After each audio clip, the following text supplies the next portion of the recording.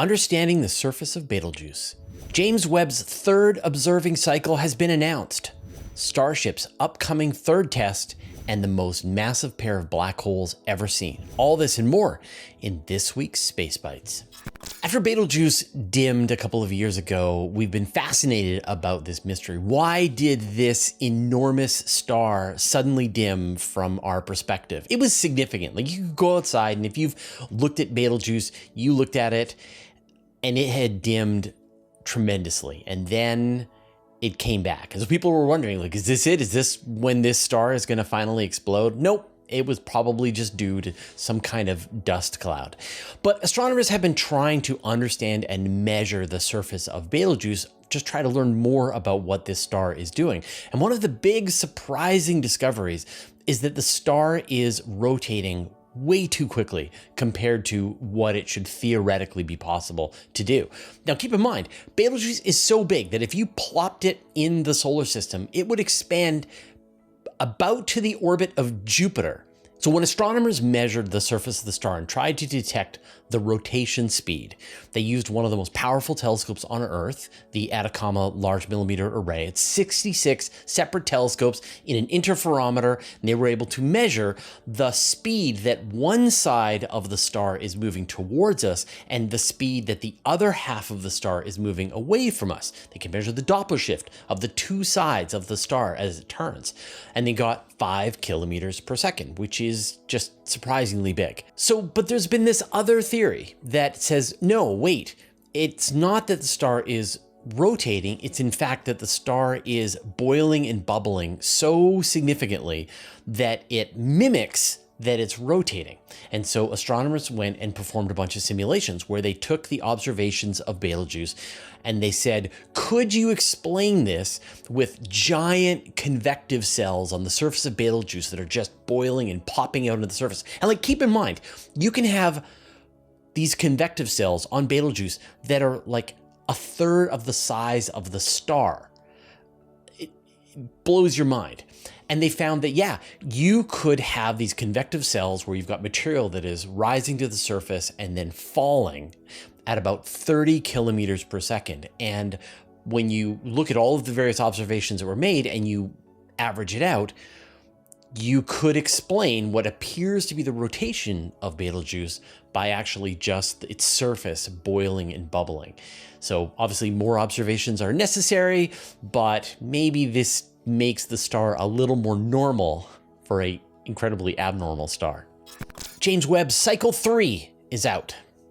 Now, last week we mentioned briefly that James Webb Space Telescope's Cycle 3 observing run has been locked in. This is where thousands of astronomers have submitted their proposals to the Space Telescope Science Institute, and they have a council that looks through all of these proposals and narrows it down to what they think are the best uses of the James Webb time. They got about 6,000 proposals from astronomers around the world, and they were able to narrow that down to 253 approved proposals. And in that, they've set aside 5,000 hours of observing time, as well as 1,000 hours of parallel observing time. And the winners, there's 2,000 individual astronomers that were part of these 253 proposals coming from 41 different countries. And obviously you're going to have the standard collection of things. You've got observing exoplanets, you've got asteroids, you've got looking back to the earliest times in the universe at galaxy formation. And then of course you've got these large galaxy surveys like JADES and SEERS.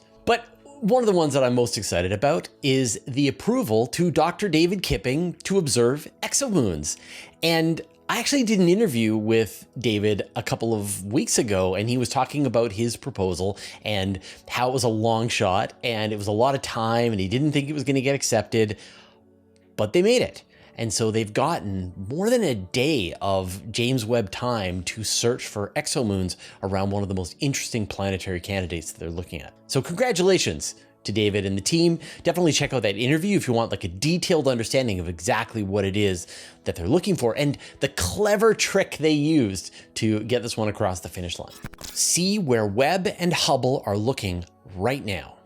Now, have you ever wondered what James Webb and the Hubble Space Telescope are up to at any moment? Well, now you can. NASA set up a new website where they give you just exact detailed information on what both of those telescopes are observing. You can go to either telescope, whichever one you want. You can see the exact designation of what it is that it's pointed at, what the program is. There's even a map of the sky. Now, it's not a map of what's being seen by Hubble or James Webb. It's a map that came from another survey of the sky, more of a low resolution version, but it gives you a sense if it's looking at a supernova remnant or a nebula or a galaxy or things like that. And then if you click on the observing details, you can see which instruments on the telescope are being used, what's the duration that they're going to be gathering data for, who the principal investigator is. Like, it's so much information. So you could almost watch this like a television, just watch as these two telescopes move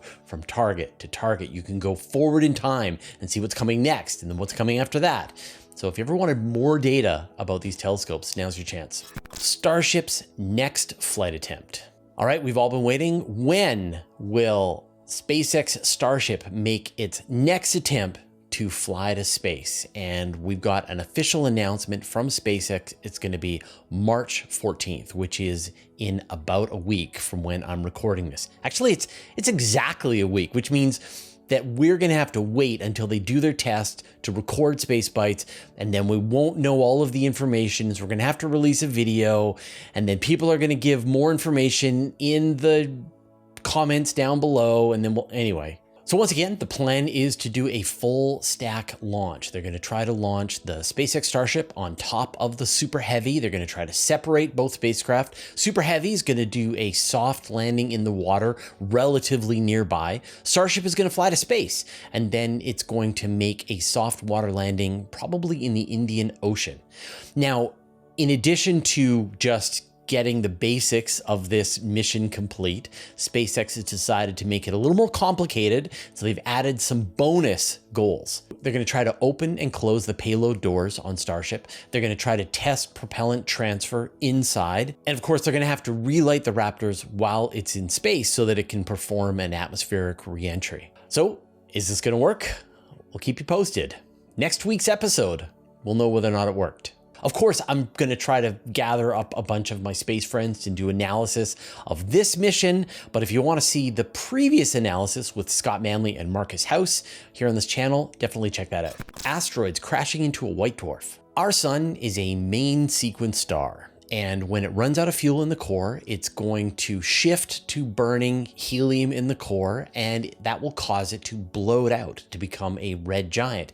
It will go through cycles of other burning in the core, and eventually it'll run out of fuel, it'll throw off all of its outer layers, and all that will remain is the white dwarf core, essentially the exposed core of the sun. Then it will just cool down to the background temperature of the universe over quadrillions of years. But you're probably wondering, what happens to us? What happens to the planets? And astronomers have actually found evidence of planets around white dwarf stars. They've also found evidence of the pollution of metals in the atmospheres of white dwarf stars. In other words, smashed up planets that crashed into the white dwarf. Up until now, that evidence has just been a general metalness in the atmosphere. That's so metal.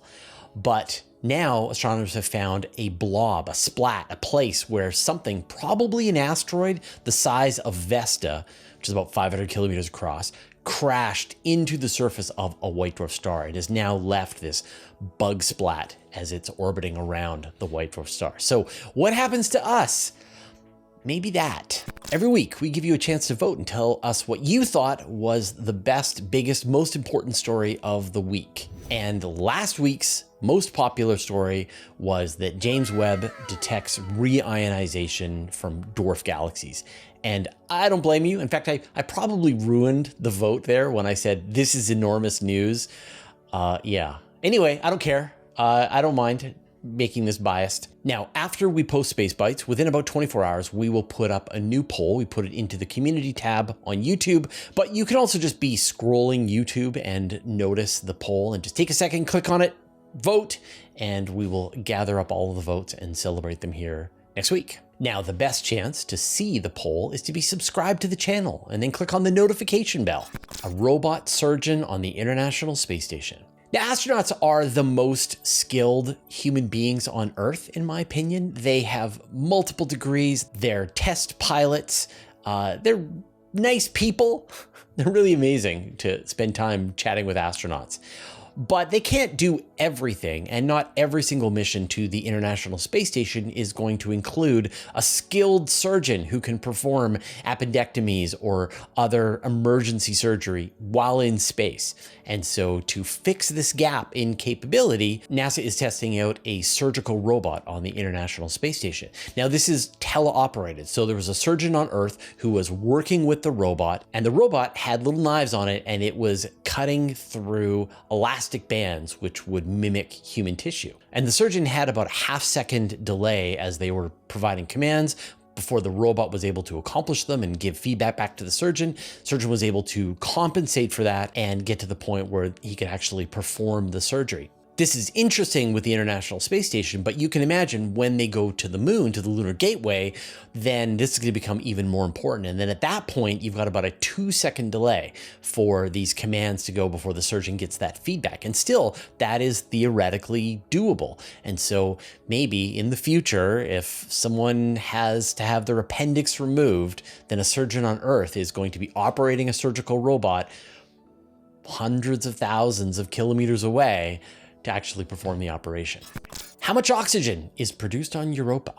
The surface of Europa is covered in water ice, and the surface of that ice is being pelted by the trapped radiation that is around Jupiter. And what you get is, as these particles strike the surface of Europa, water is released into space, split up into oxygen and hydrogen. The hydrogen is very light, floats away from Europa, but it's believed that some of the oxygen goes into orbit, into this very thin, tenuous atmosphere that hangs out around Europa. And scientists wanted to know how much of this oxygen is being released from Europa. And more interestingly, is there a mechanism where this oxygen can make its way back down through the ice on Europa and maybe be able to reach the liquid water ocean underneath this icy crust? Previous estimates that there was about 1,000 kilograms per second being lost from Europa. Well, NASA's Juno spacecraft is in orbit, has done a bunch of observations of Europa, and it was able to track that in fact it's only about 12 kilograms per second of this oxygen is being released from the surface of Europa. And so this oxygen would then be in this tenuous atmosphere around Europa. Some of it would fall back down to the surface of the moon and then seep through the cracks that are probably on the surface of the world, and then go into these subsurface lakes that are maybe a few kilometers down below. And then maybe this water seeps from lake to lake down to the very ocean level where it enriches the area with oxygen gas. And then that's something that the microbes in the area could then use for life. So I guess this is bad news for life. Less oxygen than they thought. Someone's still going to have to send a submarine to Europa. The LIFE telescope detects life on Earth. Now, we know about thousands of exoplanets, and now astronomers are starting to catalog the atmospheres of those exoplanets. And they're detecting molecules like water, carbon dioxide, methane, and so on. But that is still a tiny step towards knowing, is there life on that world? Are there biosignatures in the atmosphere of that planet that could tell you, yes, there is life there? So there are a couple of next generation telescopes in the works that hopefully will be able to answer this question. They are the Habitable Worlds Observatory, and there's the Large Interferometer for Exoplanets.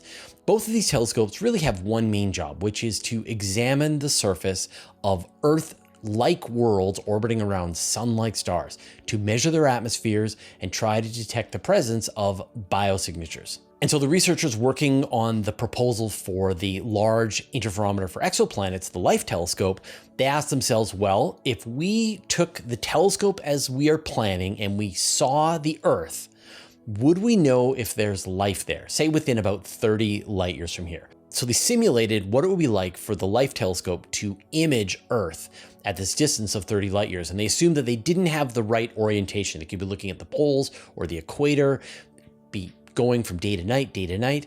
And pretty quickly, they were able to find the various chemicals in the atmosphere like water vapor, carbon dioxide, methane. And in fact, they figured they would be able to even detect the presence of liquid water on the surface of the world. And that they estimated with about 50 to 100 days of observing time, which, like, that's a lot. They would get to the point where they would be able to start seeing the biosignatures that were required to give them a hint that, yes, there is life on this planet. So theoretically, the next generation telescopes that are in the works planning today will allow us to be able to detect the presence of life on worlds that are within a few dozen light years of us.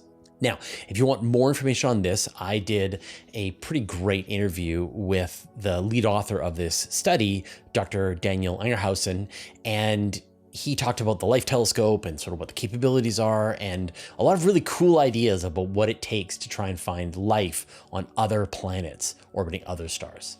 The most massive black hole binaries ever found. Supermassive black holes are at the hearts of most galaxies. But how do you get a supermassive black hole?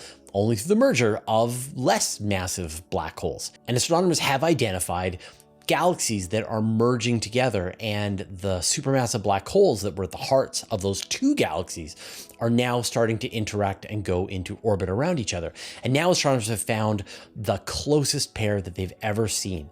They found a pair of black holes that are only 24 light years apart.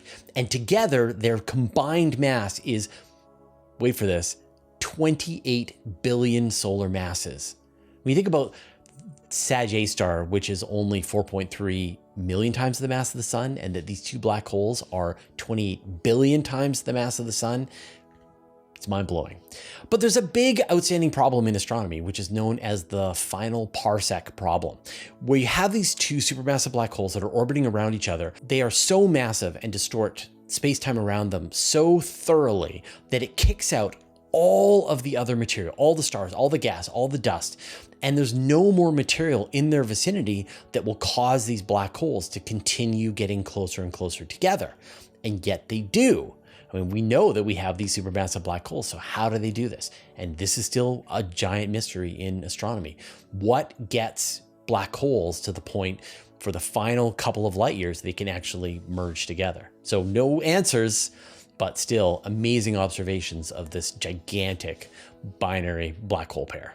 Satellite observations of fossil fuel emissions. All right, thanks to satellites, we can track exactly what is happening in the atmosphere of planet Earth. And so scientists have been tracking the amount of greenhouse gas emissions that humanity has been putting into the atmosphere.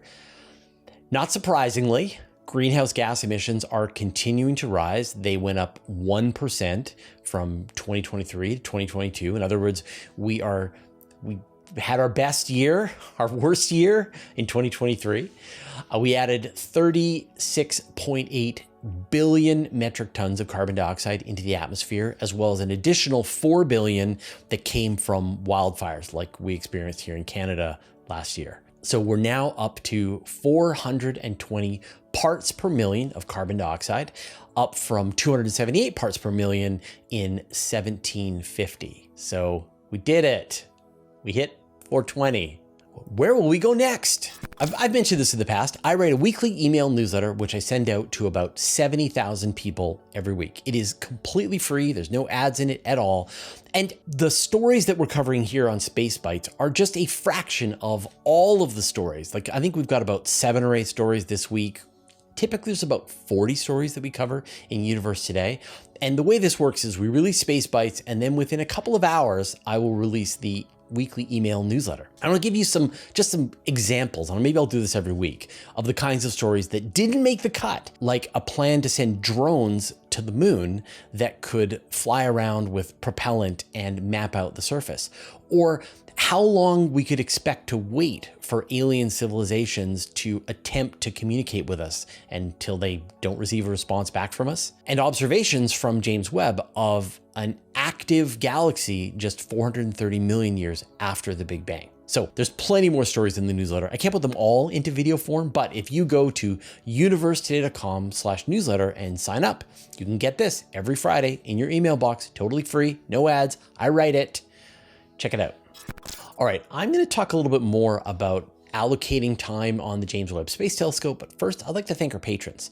A special thanks to Abe Kingston, Andrew Gross, Antonio Lofilara, David Giltanan, Dougie Stewart, Dustin Cable, Jeremy Mattern, Jordan Young, Josh Schultz, Mark Anstis, Paul Rohrbach, Stephen Krasaki, Stephen Fowler-Munley, and Vlad Shiplin, who support us at the Master of the Universe level, and all of our other supporters on Patreon. It was great to see the allocation time that was finally posted for James Webb Cycle 3. We watch these every time, and when I look through the list of the kinds of observations that are planned to be made, you sort of imagine, I think about the best we know about certain objects, and I think, oh yeah, that would be amazing if James Webb would get time on that object, be able to observe it with more detail, with instruments, see it in the infrared, look through the gas and dust.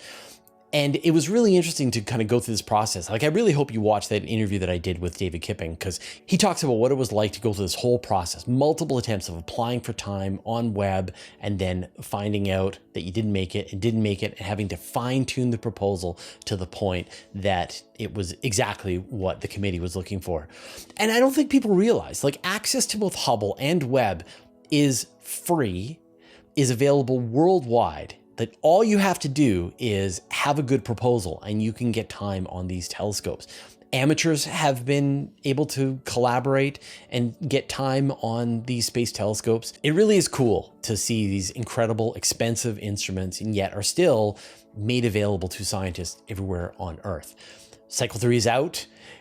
It's funny, one of the most popular videos that we've done was the Cycle 1 video that wrapped up in July 2023. Of course, we're collecting all of our stories for the Cycle 2 episode when that wraps up this summer, but it's going to be a monster. There's so much incredible work that's been done on James Webb this year. Of course, we will be bringing you up to date on all of the cool observations that go through Cycle 3 of James Webb. All right, that's it for the news this week. We'll see you next time.